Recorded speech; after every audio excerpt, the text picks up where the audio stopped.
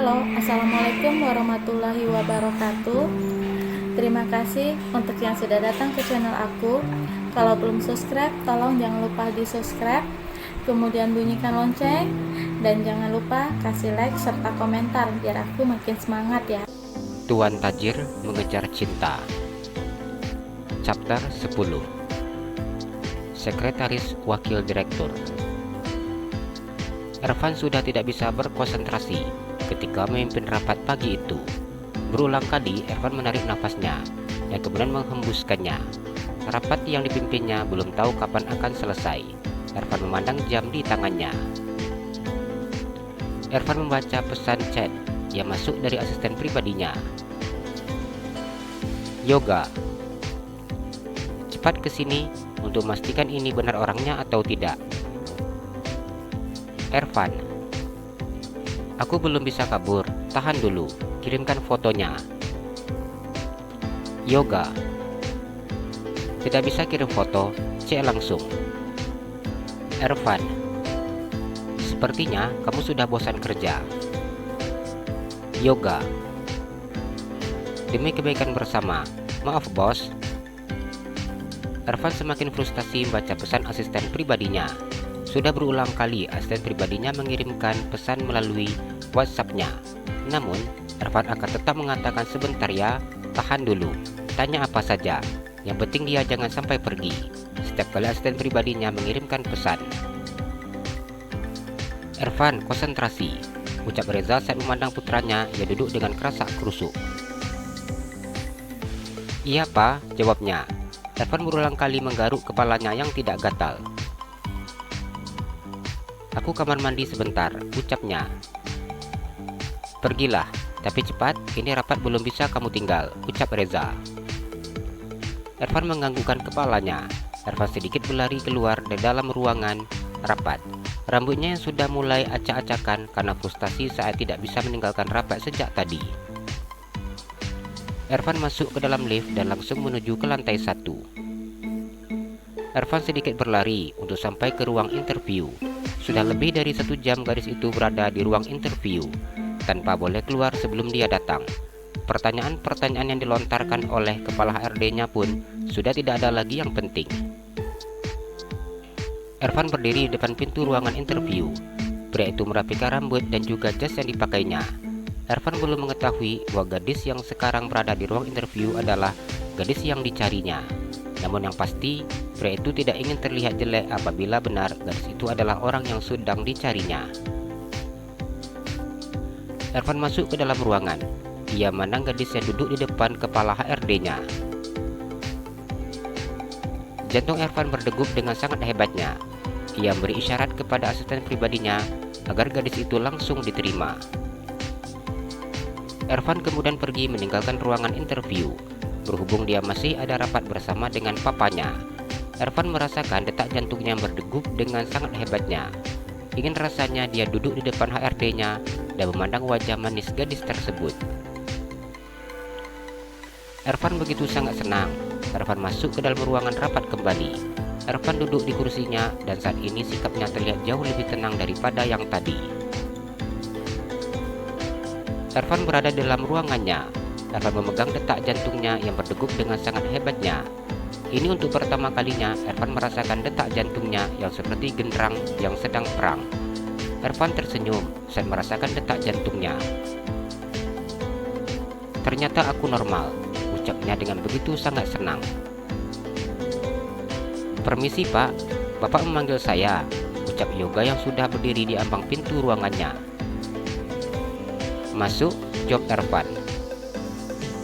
Yoga masuk dan duduk di depan kursi bosnya. Ada apa pak? Tanya Yoga. Gadis yang tadi namanya siapa? Tanyanya. Darlin Ayunda, lulusan ITB Bandung, S1 Teknik Kimia, lulus dengan predikat dengan pujian dan cum laude, ucap Yoga menjelaskan secara terperinci. Dia memasukkan lamaran di bidang apa? Ucap Ervan. Dia mendaftar di sini sebagai tenaga labor. Ervan tersenyum lebar dan menganggukkan kepalanya. Jadikan dia sekretaris pribadiku, ucapnya. Kita tidak ada mengambil karyawan untuk sekretaris, ucap Yoga. Aku ingin dia menjadi sekretarisku. Lagian ini perusahaan aku yang pimpin. Aku berhak memberikan gadis itu posisi apa saja, ucap Ervan.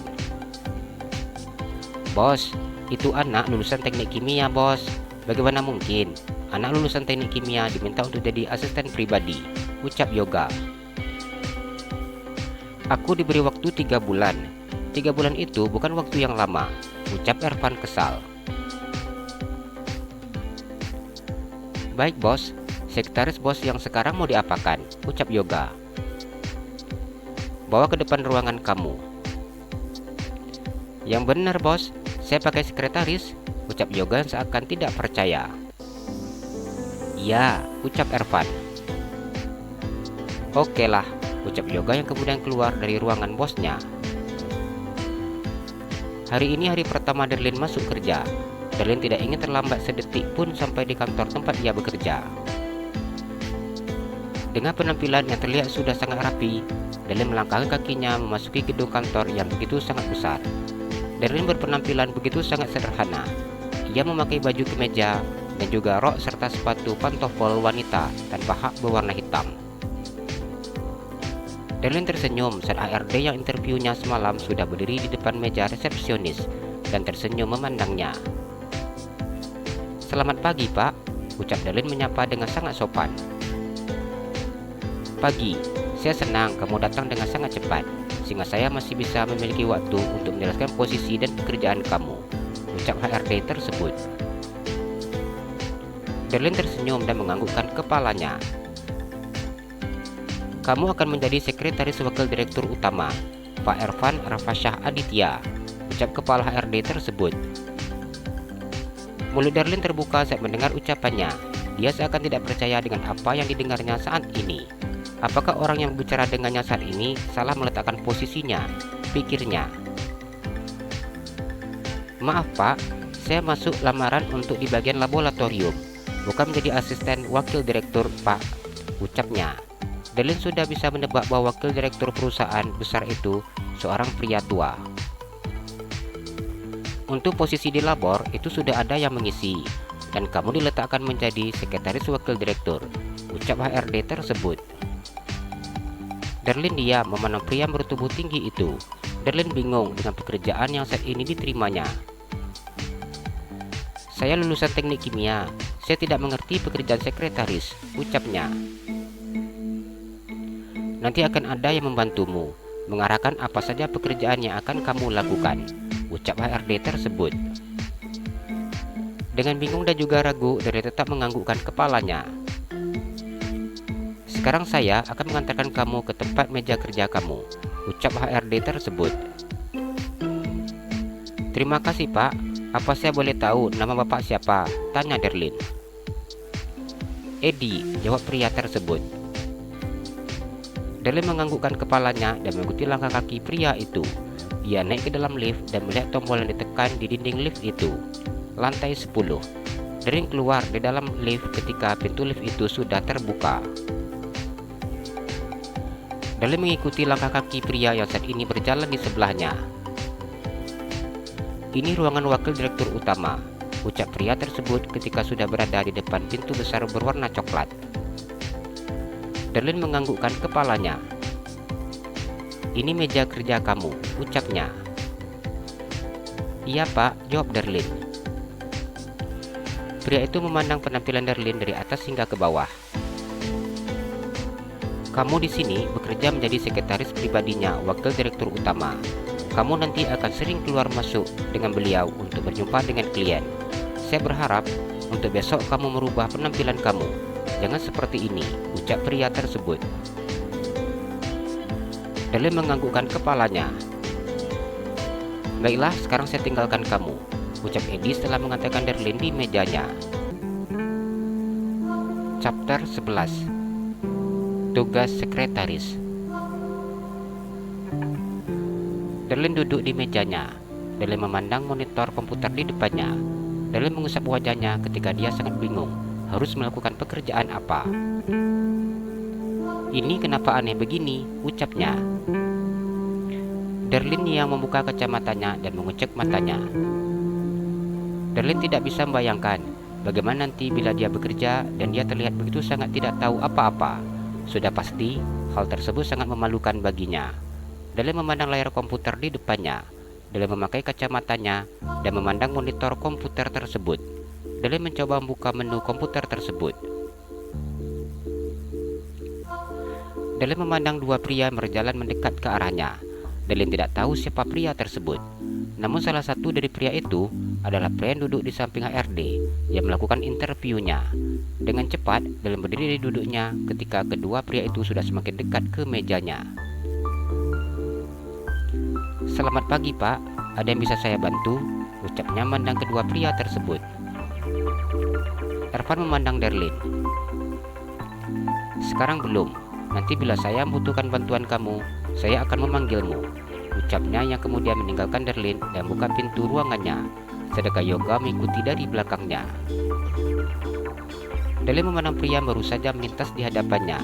Darlin memandang pintu ruangan yang tertutup rapat saat ini. Darlin mengerutkan keningnya saat mengingat sikap pria tadi. "Itu siapa? Sombong sekali. Enggak mungkin dia yang menjadi wakil direktur utama. Tapi gayanya sok jadi bos. Ah, ya sudahlah.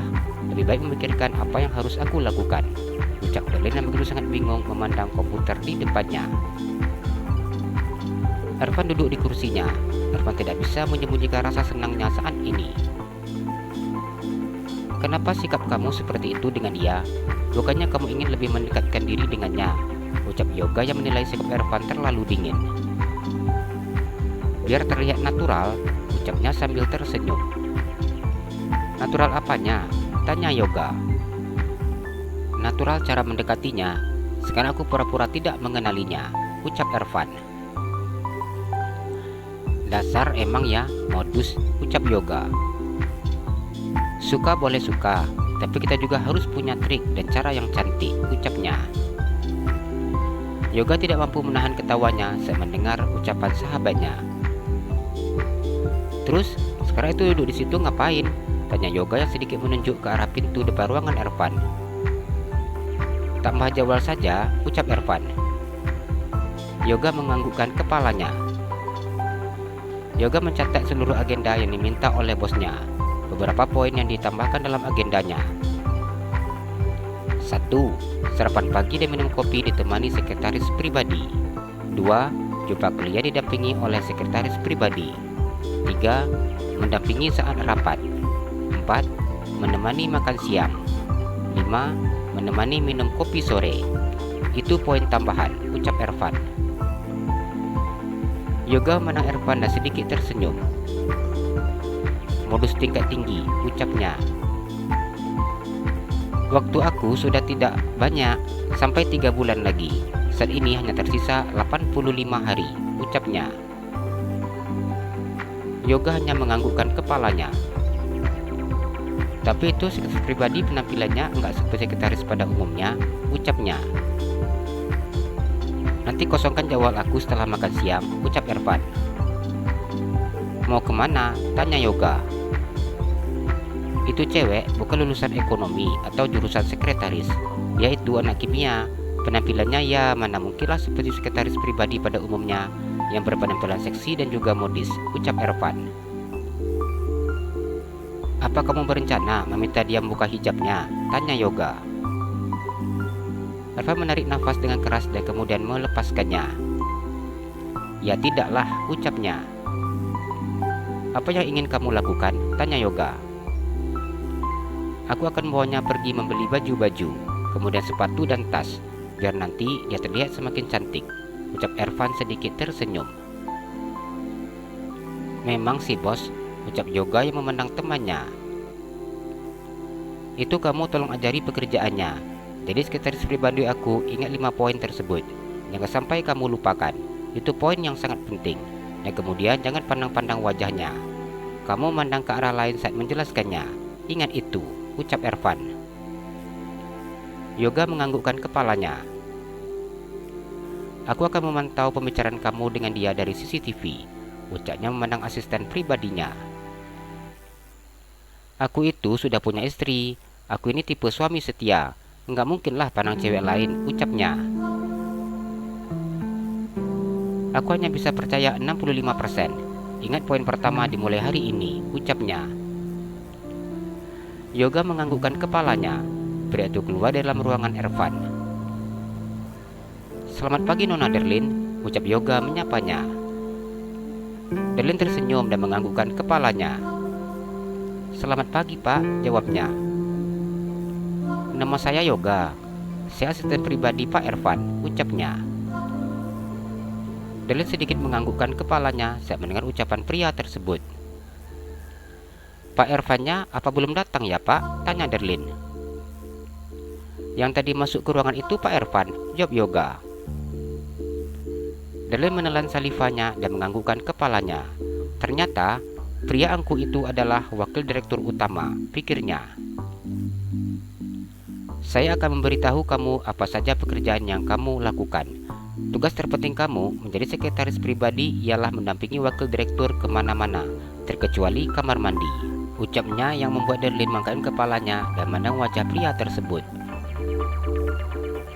Derlin sedikit tertawa saat memandang wajah Yoga. Pria itu kemudian menundukkan kepalanya saat mengingat peringatan sahabatnya yang merangkap menjadi bosnya. Kamu mengatur semua jadwal dan agenda harian Pak Ervan. Kamu wajib mendampinginya kemanapun, termasuk itu untuk rapat dan juga menemui klien. Di sini, selain mendampingi beliau, menjelaskan agendanya, mengatur jadwalnya, kamu juga memiliki tugas menemani Pak Ervan minum kopi saat pagi. Kemudian, makan siang bersama Pak Ervan dan menemani Pak Ervan minum kopi saat sore, ucap Yoga. Derlin hanya mengangguk-anggukkan kepalanya saat mendengar penjelasan pria itu. Apa ada yang kamu belum mengerti, ucap Yoga. Untuk hari ini saya tidak tahu apa agendanya Pak, ucap Derlin. Nanti saya akan memberikan buku agenda Pak Ervan. Kau bisa memindahkan ke ponsel kamu, ucap Yoga. Baik Pak, jawab Derlin. Yoga memandang jam yang melingkar di tangannya. Saat ini adalah jawab Pak Ervan minum kopi. Jadi kamu temani Pak Ervan. Sebelum kamu membuatkan kopinya, kamu tanya dulu seleranya Pak Ervan itu suka kopi yang seperti apa. Dan kamu buatkan kopinya, kemudian kamu antarkan ke ruangannya. Setelah itu, kamu duduk di depan kursi yang ada di depannya. Ingat, kamu jangan tinggalkan ruangan Pak Ervan sebelum beliau selesai minum kopi dan meminta kamu untuk keluar, ucap Yoga memberi penekanan. Derlin menganggukkan kepalanya. Baiklah, saya permisi dulu. Sepertinya sudah tidak ada lagi yang harus saya jelaskan. Namun, bila masih ada yang kamu tidak mengerti, kamu boleh temui saya atau kamu boleh menghubungi saya melalui saluran telepon ini, ucap Yoga menjelaskan. Iya Pak, terima kasih, ucap Derlin. Saya harap kamu senang bekerja di sini, ucap Yoga sedikit tersenyum dan kemudian pergi meninggalkan Derlin. Derlin memandang pria yang sudah semakin menjauh darinya. Derlin mengetuk pintu ruangan Ervan. Beliau membuka pintu ruangan itu ketika mendengar suara perintah memintanya untuk masuk. Selamat pagi Pak, kenalkan nama saya Derlin Nayunda. Saya baru bekerja di sini dan saya diminta untuk menjadi sekretaris Bapak, ucap Derlin sedikit mengangkat kepalanya memandang pria yang berstatus bosnya. Ervan sedikit menganggukkan kepalanya ketika mendengar penjelasan dari Derlin. Derlin menelan salivanya memandang sikap bosnya tersebut. Maaf Pak, saya ingin membuatkan minuman kopi untuk Bapak. Kalau boleh tahu, Bapak suka kopi yang seperti apa? Ucap Derlin. Saya suka kopi yang rasanya manis. Kopinya jangan terlalu pekat. Airnya juga jangan terlalu panas, ucap Ervan. Takaran gulanya 1, 2, atau 3 sendok Pak? Tanya Derlin. Ervan diam dan mengerutkan keningnya. Selama ini dia tidak pernah mengetahui takaran gula untuk 1 gelas kopinya. Sebelum kamu mengantarkan untuk saya, sebaiknya kamu cicipi dulu rasa kopi itu, karena saya juga tidak tahu takarannya, ucap Ervan. Derlin menganggukkan kepalanya. Untuk takaran kopinya itu seberapa banyak Pak? Apakah cukup 1 sendok kecil? Ucap Derlin. Saya tidak tahu tentang takaran kopi saya. Yang pasti, saya tidak suka kopi yang rasanya pahit. Saya suka kopi yang manis dan juga tidak kental. Airnya jangan terlalu panas, ucapnya. Darlin menganggukkan kepalanya. Baik Pak, saya akan membuatkan, ucap Darlin. Ervan hanya menganggukkan kepalanya sambil memandang gadis yang saat ini berdiri di dekatnya. Ervan memandang Darlin yang keluar dari dalam ruangannya. Ervan memegang detak jantungnya berdegup dengan sangat hebatnya. Di dekat dia, jantung ini nggak bisa diajak kompromi, ucapnya yang memegang dadanya. Chapter 12. Segelas kopi berdua. Darlin turun ke lantai 1. Darlin menanyakan ruang pantry dan karyawan yang kebetulan melintas di depannya. Darlin berjalan menuju ruangan pantry dan masuk ke ruangan pantry tersebut. Permisi, nama saya Darlin, ucapnya memandang cleaning service yang berada di dalam ruangan pantry. Ada apa Mbak? Tanya cleaning service tersebut. Saya sekretaris Pak Ervan dan saya diminta untuk buat kopi, ucapnya. Biasanya, sekretaris Pak Ervan meminta kami yang cleaning service yang membuatkan kopi, dan kami akan mengantarkan kopi ke meja sekretarisnya Pak Ervan. Nanti, sekretarisnya yang mengantarkan kopi ke ruangan Pak Ervan, ucap salah seorang cleaning service menjelaskan panjang lebar. Darlin sedikit menganggukkan kepalanya. Tapi, tadi Pak Ervan minta saya buatkan kopinya langsung, makanya saya langsung ke sini. Saya permisi ya buat kopi dulu, ucap Darlin. Iya Mbak, silahkan, ucap cleaning service tersebut. Boleh tahu nama Mbak siapa? Tanya Darlin. Nama saya Ayu, jawabnya. Salam kenal ya, saya baru bekerja di sini, ucap Darlin sambil tersenyum. Iya, sepertinya Mbak memang orang baru. Soalnya sekretaris Pak Ervan yang dulu orangnya cantik, seksi dan juga modis, ucapnya. Darlin tersenyum saat mendengar ucapan cleaning service tersebut. Sebenarnya, saya itu bukan melamar menjadi sekretaris. Saya melamar di laboratorium karena saya lulusan kimia, ucapnya. Ayu menganggukkan kepalanya. Mbak itu beruntung bisa jadi sekretaris wakil direktur utama. Karena untuk jadi sekretaris, wakil direktur utama itu sangat sulit loh Mbak. Kemudian juga biasanya dia itu sangat selektif dalam memilih sekretarisnya, ucapnya. Darlin memasukkan gula ke dalam gelas dan juga kopi. Darlin mengisi air panas mendidih ke dalam cangkir tersebut dan kemudian menambahkannya dengan air yang dingin dan mengaduk kopi di cangkir dan mencicipi rasa kopi di cangkir tersebut. Mbak, itu buatin kopi untuk Bapak Wakil Direktur. Kenapa dicoba terlebih dahulu? Ucap Ayu yang memandangnya dengan tatapan yang tidak suka. Darlin tersenyum saat mendengar ucapan Ayu yang berdiri di sebelahnya. Tadi, Pak Ervan minta seperti itu. Katanya kopinya tidak pahit dan manis. Pak Ervan minta saya agar mencicipi rasa kopinya terlebih dahulu, baru memberikannya kepada beliau, ucap Darlin menjelaskan. Ayu terlihat bingung saat mendengar ucapan Darlin. Ayu hanya sedikit menganggukkan kepalanya. Bila Pak Ervan yang meminta seperti itu, ya sudah, tidak apa-apa. Tapi bila dia tidak minta, jangan dibuat. Nanti dia marah, ucapnya. Darlin memandang Ayu. Apa Pak Ervan itu galak ya? Tanyanya. Dingin, ucap Ayu. Darlin menganggukkan kepalanya. Iya, kelihatannya ketus, ucapnya.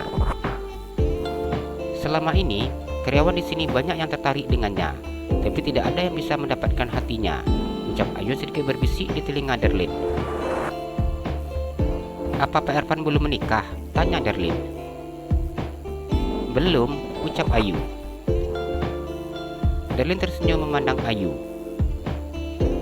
Maaf ya, saya harus kembali ke meja saya. Takut dimarahin, ucapnya.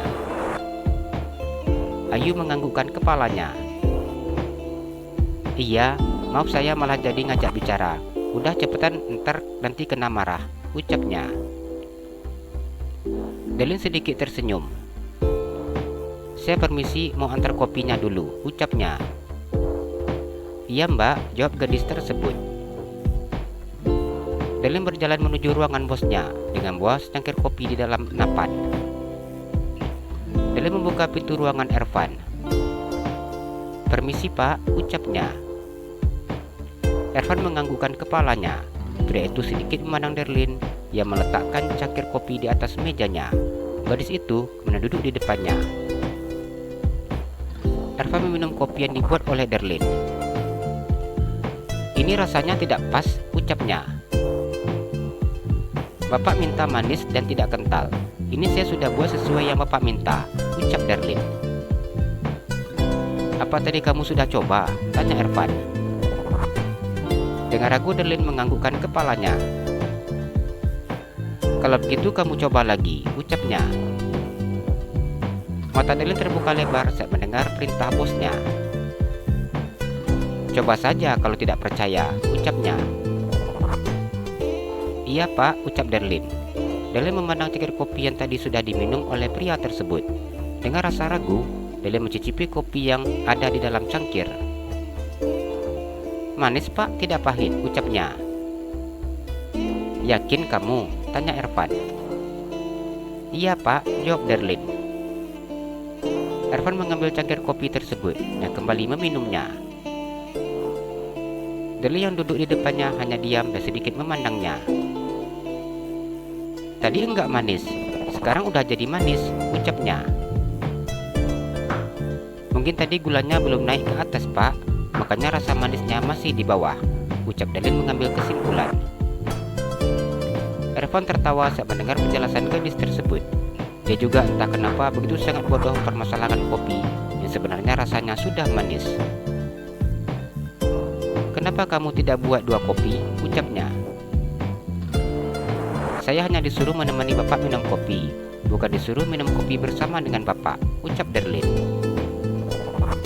"Ya sudah, besok kamu bawa aja 2 cangkir kopi, temani saya minum," ucapnya. "Iya pak, hanya saja saya tidak terlalu mengkonsumsi kopi," ucap Darlin. "Jadi kamu suka apa?" tanyanya. "Saya suka minum susu dan juga teh manis," ucap Darlin. Ervan menganggukkan kepalanya mendengar jawaban Darlin. "Kalau begitu, besok kamu buat apa yang kamu suka sesuai selera kamu," ucapnya. "Baik pak," jawab Darlin. Ervan begitu sangat gugup saat berada di depan Darlin, bahkan sikapnya terlihat begitu sangat kaku. Darlin cukup bingung ketika duduk di depan bosnya. Darlin hanya duduk diam sambil sedikit memandang bosnya. Pria itu hanya meminum kopinya sedikit demi sedikit dan meletakkan cangkir kopinya. Darlin cukup bingung ketika bosnya yang terlihat sibuk dengan layar komputernya. Setiap saat, Darlin memandang cangkir kopi yang diletakkan bosnya setiap kali menyeruput kopi di cangkirnya. Darlin diam ketika melihat isi cangkir kopi itu yang hanya baru habis setengahnya saja. "Apa seperti ini pekerjaan sekretaris?" ucapnya di dalam hati.